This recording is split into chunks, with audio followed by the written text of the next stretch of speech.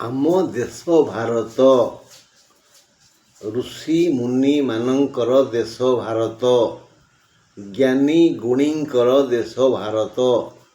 ଏଥିପାଇଁ କଥାଟିଏ ଅଛି, ଯାହା ନାହିଁ ଭାରତେ ତାହା ନାହିଁ ଭାରତେ, ତାହା ନାହିଁ ଭାରତେ। ଏଇ ଭାରତ, ଭାରତ ଅର୍ଥ ହେଲା ମହାଭାରତ।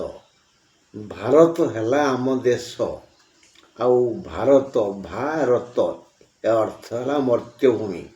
ଅର୍ଥାତ୍ ଯାହା ଭାରତର ନାହିଁ ତାହା ମହାଭାରତରେ ନାହିଁ, ଆଉ ତାହା ଏ ପୃଥିବୀରେ ନାହିଁ। ଏଇ ଭାରତରେ ଯେତେ ଋଷି ମୁନି ଥିଲେ ତାଙ୍କ ମଧ୍ୟରେ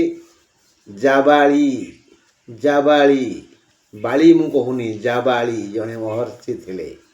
ଆଗେ ସେ ଥିଲେ ମୁନି, ତାପରେ ହେଲେ ଋଷି, ତାପରେ ହେଲେ ମହର୍ଷି। ସେ ତପସ୍ୟା କଲେ ପରମ ବ୍ରହ୍ମକୁ, ପରମାତ୍ମାକୁ। ଏଇ ସତ୍ୟର ସନ୍ଧାନ ପାଇଁ ଜୀବ କୁଆଡ଼େ? ଜୀବ ବର୍ଗ୍ୟ ରେଗାର ଜୀବ ମାନେ ପ୍ରାଣୀ। ଜୀବ କୁଆଡ଼େ? ଅବର୍ଗ୍ୟ ଜହର୍ଷେଗାର। କୁଆଡ଼େ ଯିବ ସିଏ? ଏହାର ମୃତ୍ୟୁ ପରେ ଯିବ କୁଆଡ଼େ?